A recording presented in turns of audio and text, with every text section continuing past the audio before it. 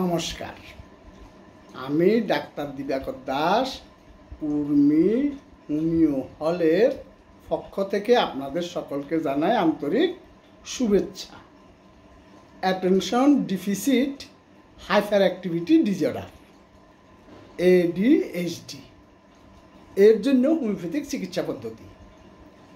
Homeopathic চিকিৎসা পদ্ধতিটি অত্যন্ত স্বতন্ত্র, যার অর্থ হলো একই রোগাক্রান্ত ADHD সহ দুটি শিশু তাদের অনন্য লক্ষণ, ব্যক্তিত্ব এবং মানসিক লক্ষণগুলির উপর ভিত্তি করে ভিন্ন ভিন্ন প্রতিকার নির্বাচন করা হয়। ব্যাধিটি সরাসরি লক্ষ্য করার পরিবর্তে হোমিওপ্যাথি মানসিক এবং মানসিক ভারসাম্য পুনরুদ্ধারের জন্য শরীরের প্রাকৃতিক নিরাময় প্রক্রিয়াকে উদ্দীপিত করে কাজ করে।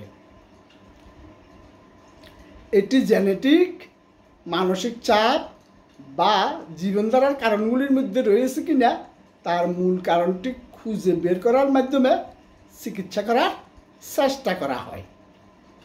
দীর্ঘদিন ধরে উর্মি হল ADHD শিশুদের চিকিৎসা ক্ষেত্রে রোগের মূল কারণ শনাক্তের মাধ্যমে বিশ্বমানের হোমিওপ্যাথিক চিকিৎসা সেবা দিয়ে আসছেন। আজকে আপনাদের সাথে ADHD এর জন্য ব্যবহৃত কয়েকটি হোমিওপ্যাথিক প্রতিকার নিয়ে আলোচনা করব। তার আগে যারা ভিডিওটি দেখছেন তারা না টেনে সম্পূর্ণ দেখুন, এবং যারা এখনও চ্যানেলটি সাবস্ক্রাইব করেন নাই তারা বিভিন্ন রোগের হোমিওপ্যাথিক চিকিৎসা সম্পর্কে জানতে চ্যানেলটি সাবস্ক্রাইব করে লাইক কমেন্টস করুন। ADHD এর জন্য ব্যবহৃত কয়েকটি হোমিওপ্যাথিক প্রতিকার।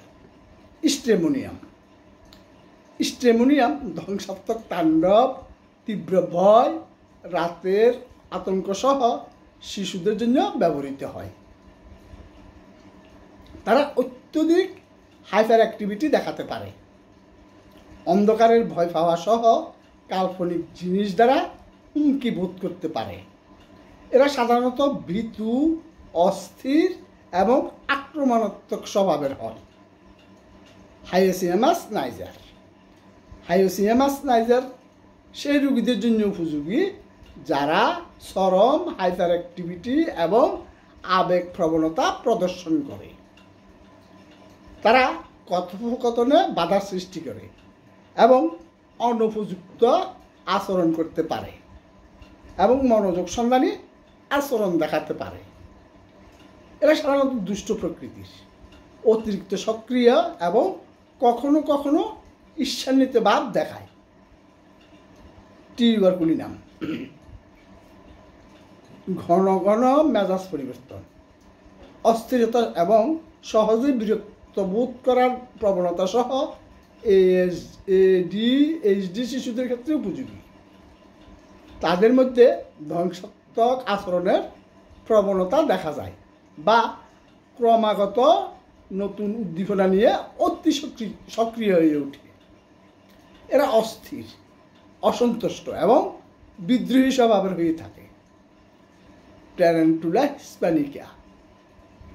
হিস্প্যানিকা অতি সক্রিয়, অস্থির এবং ক্রমাগত চলাফেরা করা শিশুদের জন্য উপযুক্ত। তারা সঙ্গীতের প্রতি অত্যধিক সংবেদনশীল হতে পারে, হতাশ হলে আক্রমণাত্মক প্রতিক্রিয়া দেখায় এবং আবেগপ্রবণ ক্রিয়াকলাপে জড়িত হতে পারে। এরা উদ্যমী, অধৈর্য এবং অপ্রত্যাশিত স্বভাবের হয়ে থাকে। ক্যালকেরিয়া ফসফরিকা প্রায়শই শেখার অসুবিধা এবং বিলম্বিত জ্ঞানীয় বিকাশ সহ শিশুদের জন্য নির্ধারিত। এই শিশুরা মনোযোগের সাথে লড়াই করতে পারে এবং মানসিক কাজ নিয়ে অভিভূত বোধ করতে পারে।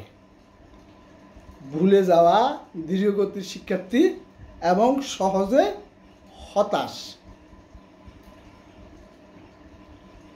লেকেসিস বাসাল, অধৈর্য, এবং তর্ক প্রবণতাযুক্ত ব্যক্তিদের জন্য উপযোগী। মনোযোগের কেন্দ্রবিন্দুতে না থাকলে তারা হতাশ বোধ করতে পারে এবং বিরক্তির বিস্ফোরণ দেখাতে পারে। প্রতিযোগিতামূলক, অভিব্যক্তিপূর্ণ এবং আবেগপ্রবণ তীব্র স্বভাবের শিশুদের জন্য কার্যকর। আজকে এই পর্যন্তই। ধন্যবাদ।